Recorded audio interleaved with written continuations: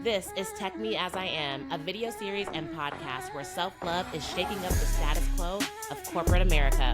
We're diving into authentic stories that are creating space for you to feel seen, be vulnerable, and succeed working in the everyday. So let's be real, let's be different, and let's get courageous, y'all. Hello, everybody. My name is Damion Wright. I'm here at the Tech Me As I Am podcast, sharing some words and insights and perspective, not answers, perspective on leadership with the Tech Me As I Am community. I'm looking forward to hearing your feedback and insights. Thank you for listening. Hello. Welcome Hello, to Tech good Me As afternoon. I Am. Man, I'm so glad to have you here. Yes. So, for starters, we met in a cooking class. Of all places, right? Of all places here at Afrotech. Yeah. So, first we'll start off with getting everyone to get a chance to get to know you a little bit more. Yeah. Tell me a little bit about yourself. Absolutely. Without this being a short monologue, I'm a global HR leader at a tech company out of the Bay Area, Intuit. As well, I have my own consulting agency. It's an HR consulting agency. And I'm living in Denver, Colorado. I have 3 kids. I'm married, the whole kit and caboodle. And I'm here at Afrotech, one of the best, moments for the culture in technology, and really excited to meet you. And I'm glad we got to connect at the cooking class. So that's a little bit about me, high level, but there is a little bit more, but I'll save it for later on. Yeah. So first and foremost, one of the reasons why I wanted to have you on the show is because of how authentic you were and my interaction with you. Thank you. And just even knowing that you were a leader and being able to be that authentic and real and genuine, no doubt, that means something, yes. Especially in the world that we live in. Yes. And seeing people that look like us being able to stand in their truth and be able to love themselves enough through all of that. Like, I think it's really important to highlight and amplify voices that are like yours. Yes. So let me ask you this. What kind of got you in being able to be as authentic as you are? Like, have you always been that way? Did it take you time to get to that? I think in the moment you think you're being authentic, but in retrospect, you understand that you can do things better. And let me give you a couple examples of what that journey looked like for me. Part of my story is I was a professional athlete turned, corporate employee. And one of the things that, early in my career, one of the things that I held back from was talking about my experiences as a professional athlete. And what my fear was back then is that I would get put in a box, the box of a dumb jock, right? Even though there was nothing about me that exemplified dumb, or I didn't think I was dumb. It was just what I thought others would think of me, of like, oh, you just got this job because you were a previous professional athlete, right? And that was me not displaying authenticity in that moment, in that period of time, right? And what I learned is, if you asked me 20 some odd years later, what would I do different? I would have stood on being a professional athlete, because at the end of the day, that's the top 1% of all people who play sports. And it's a great conversation starter. It's a great show to your discipline, your the way that you work on your craft, the way that you approach problems. There's so many things that being a professional athlete go into being successful in corporate America. And I didn't display that. And so now there's so many things that I do intentionally to show up as authentic as I can, whether it's the way that we have a dialogue, the way that I treat people, the way that my interactions go. I always want to make sure they're rooted in authenticity. And it's been a journey for me. It's not like a light switch that I turned on. It has been a journey. And I really love the fact that you kind of pointed something that you did. You had to go back in and own a version of yourself to 100%. be able to come in and be like, I can't allow what I think other people think about me to allow me to operate from this because it's not you. Yes. It wasn't you. Yes. And so you going back in and unpacking that and then bringing that in with you to allow you to be the leader that you are takes a lot of courage and self-reflection. It does. And, I'm so glad that you're able to do that because look where you are now, Hey, I'm trying to be somebody. You are somebody. You are somebody. If we're talking a little bit about being able to bring that version of you in and accept that, what did you have to go through in order to get your mind to be like, no, this is who I am? Oh, man, that is such a phenomenal question. What did I have to go through? I had to go through people seeing something in me that I didn't see in myself. I had to go through failure. I had to go through learning. I had to go through trial and error. And when I say trial and error, it's like I had to find myself, right, and who I am in the corporate space. And as you know, like when we talked before, I love to give examples and analogies. One of the things that that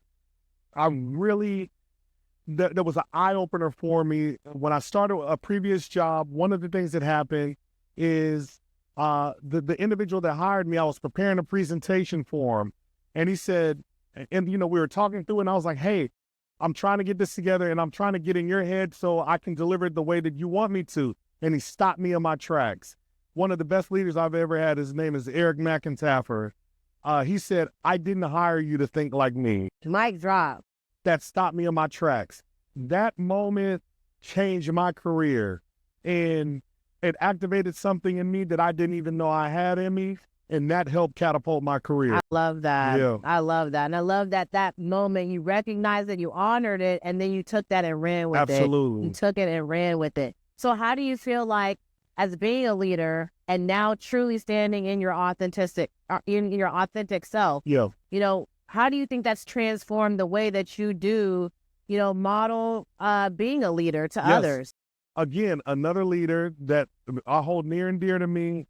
His name is Sheldon Cummings. He used to be the chief diversity officer at Intuit. And he used to commend me on, some of the things that I do from a leadership perspective. And one of the things he told me, he was like, Damion, you can't manufacture authenticity. He was like, people gravitate to it and people can see right through it, right? And, when he said that to me, I was like, okay. Another thing I learned along the way was, another leader told me, hey, anybody can lead by a title, but can you lead by influencing others and working through others? And I saw authenticity and leading through influence floating around. And it's how do I make this come together?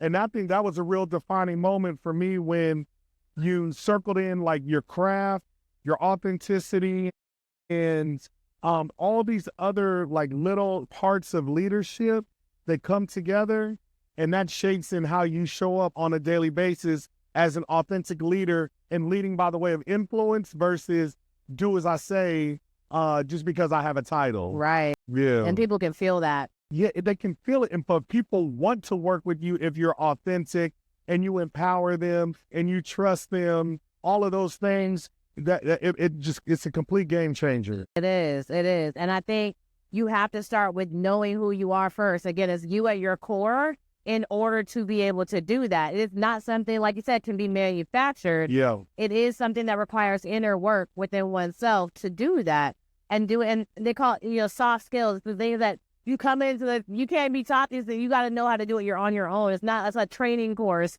of how to learn how to be authentic. You got to do the inner work to be able to get there. Can I tell you a word that I hate? Executive presence.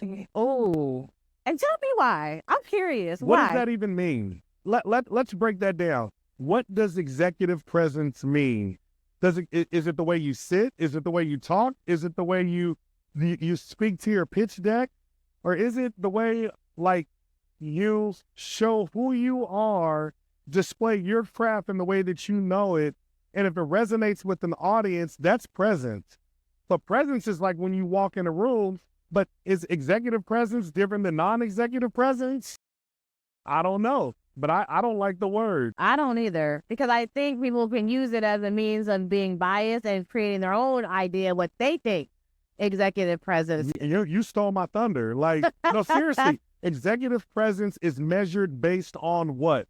And it's based on what goes on in this executive room, which is primarily shaped by what? People that don't look like us. And we already know, like, it's okay. Like, I understand that there's not a lot of us that are in places or in the rooms that we're supposed to be in. But if we're talking about authenticity and self-love and all these things, if I don't show up as who I am in that room, I'm going to get chewed up and spit out. So when I think of executive presence, in the word that you don't hear me say, but when I think about that word, it's like, how do I show up in my best way that's going to captivate the audience and meet them where they're at, and they meet me where I'm at as well. So it's like a two-way street. Yes, and you said something very dynamic, is meet them where they're at. And I always live off of this thing where it's like you can only meet someone as far as they've met themselves. Exactly. And when you get in rooms with people and you know who you are, you can also detect people who, there's kind of like a barometer, if you will. Absolutely. You can detect the depth in which someone's gone and knowing who they are. And, I don't know, I just, it's very interesting you say that, because I'm curious now.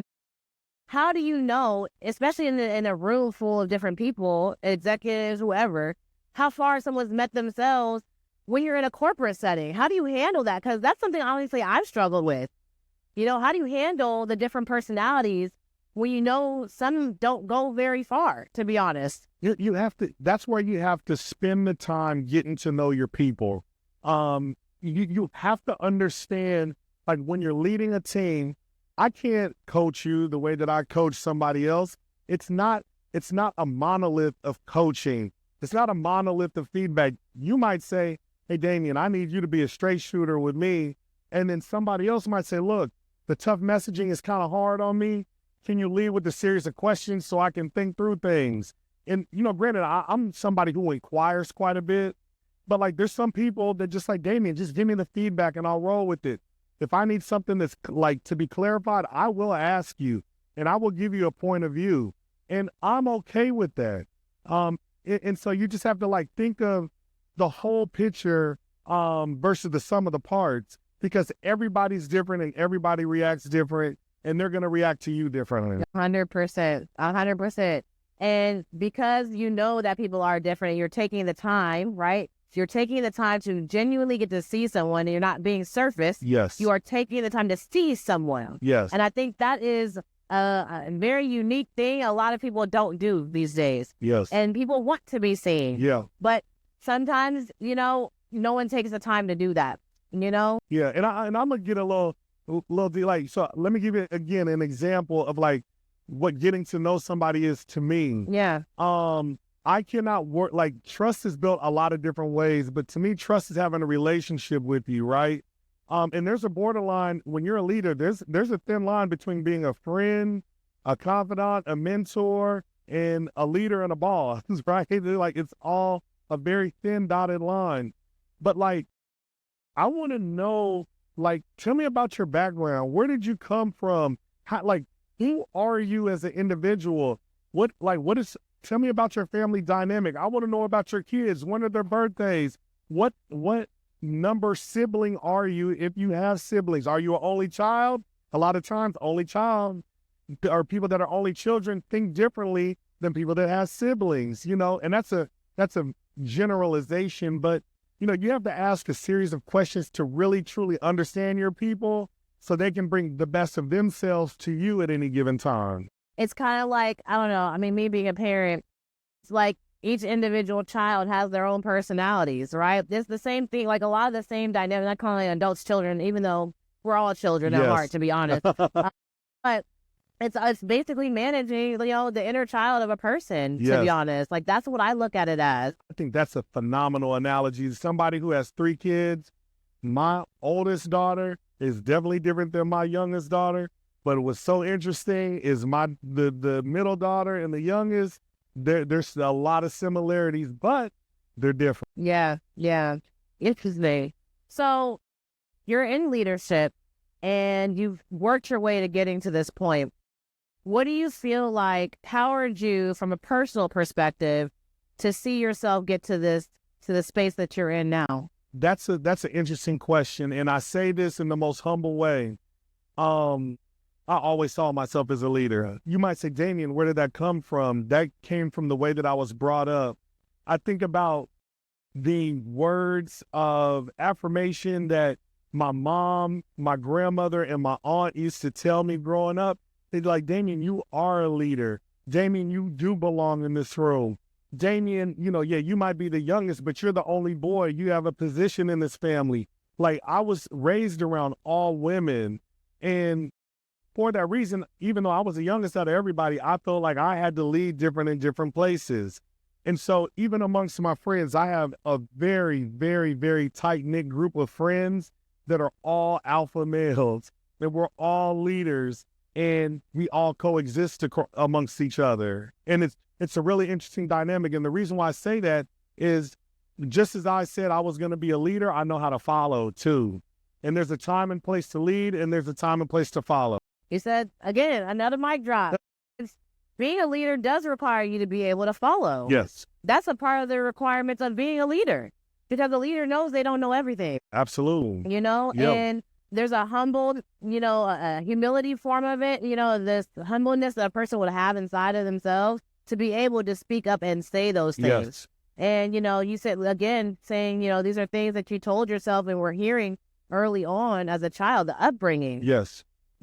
As people of color, we don't always come from the best of upbringings, and I want to inspire people to think about, if they are being told things, that aren't true, but, they've taken these agreements within what's maybe somebody they look up to that has said they are something that maybe they are not, Yes. What would you say to someone who, maybe hasn't had the opportunity to be told or poured into, maybe like someone that, your family that poured into you? What kind of advice would you give somebody? You need to seek places of positive affirmation.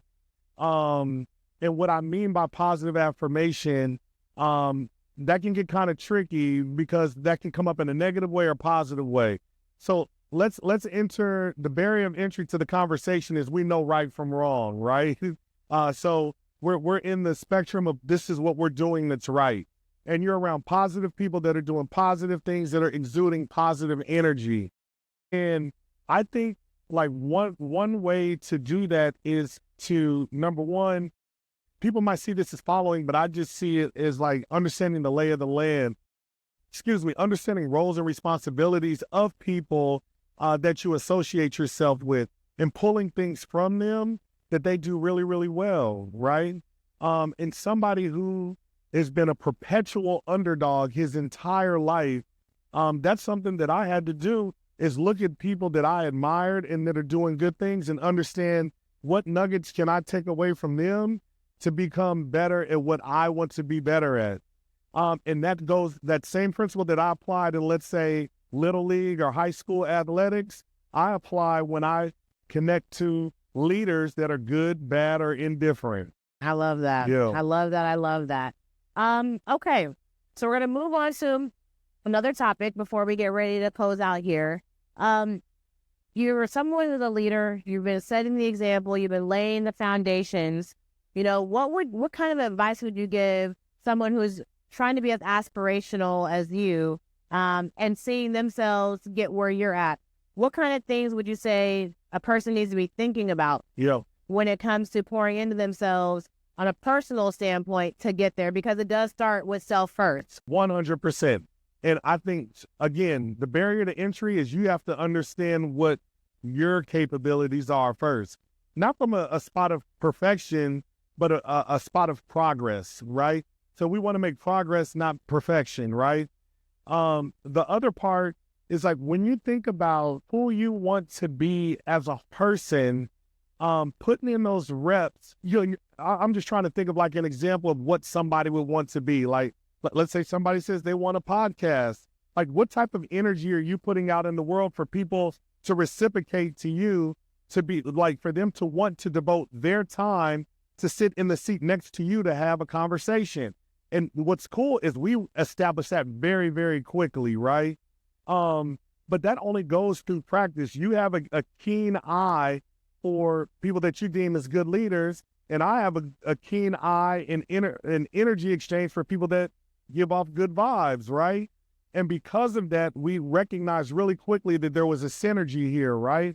And so I'm not expecting everybody to recognize that synergy real quick, but recognize where they can be at any given time and how they can pull others in, and you're giving back just as much as you're asking for. Yes. I kind of look at it as people, when you attract people, energy attracts energy. Absolutely. And people are a mirror of themselves and people that they see. Yes. Because you can only go as far, you can only know yourself as far as you're able to go within yourself, but you also can see when someone else has done it too. Yes. You know, I always believe it's love at the end of the day. That's the root to everything. Yeah. And love, it to me, is not found, it's realized. You see it in someone else because of the way that they're showing up for themselves.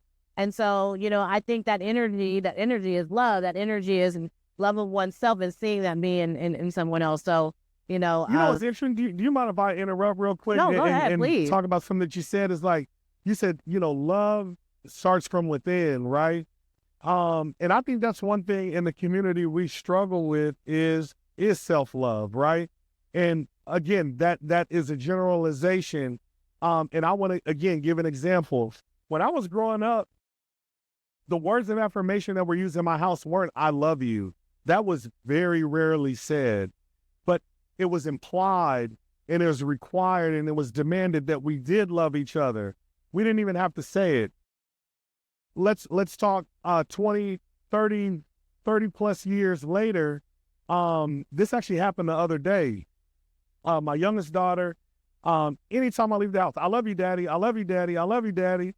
Like, she'll say it like 4 times before I leave. And I had to stop the other day and say, "You know what, Danielle, I really appreciate," and she's 9 years old, "I really appreciate you telling me that you love me every time I'm leaving the house, because that's not something that Dad was exposed to when he was younger." So not only does it essentially, I don't want to say force, but it gets me into a habit. Gives you space to be able to do it. Yes, because that she's saying that's because she does love me, but I should be reciprocating back and telling her I love her back, because that's what she responds to. So it was really a moment in time for me to ensure that I'm telling my daughter that I love her every single time that I walk out the house. Yes, and that's so meaningful and impactful to be able to do, especially hearing it from your parent, because those things are what trickle into adulthood. Absolutely. 100%. So, okay.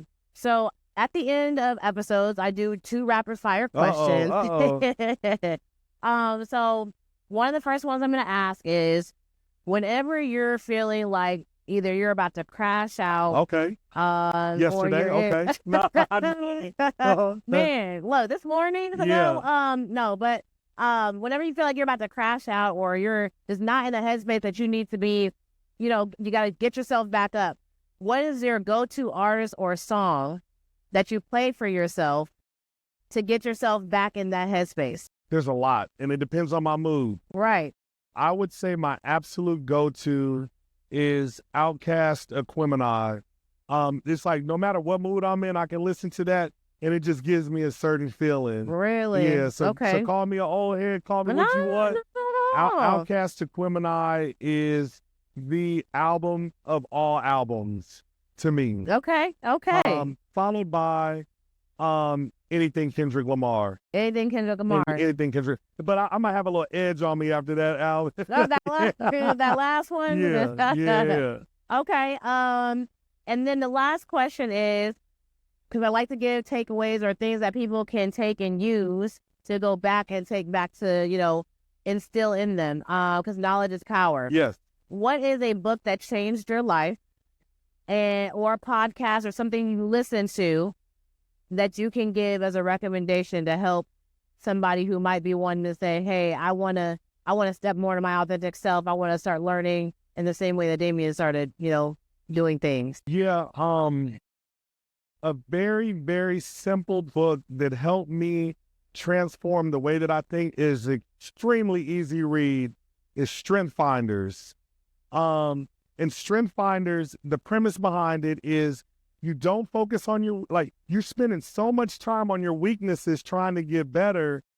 Whereas if you leverage your strengths and understand your weaknesses and bring others along that can help you with those opportunities, and you spend 80% of your time on your strengths, it will far outpace your weaknesses. I love that. That's something that helped me. And I'll just, again, I love examples. I'm not a big data guy, but anytime that I build a team around me, I have somebody who understands numbers and can focus on numbers and help me with like KPIs and remember to have top of mind. Because like when I'm leading, I'm thinking more about people than I am numbers, because the people are what drive the numbers. The behaviors are what drive the numbers. The behaviors drive the outcomes. So that's kind of like where I get lost. I love that. I love that. Well, thank you so much absolutely. for doing this, for being here, for sharing your wisdom. Yes. You're an exceptional leader, Thank and you. Intuit is lucky to have you. Absolutely. I appreciate it. Until next time, y'all, thanks so much for tuning in.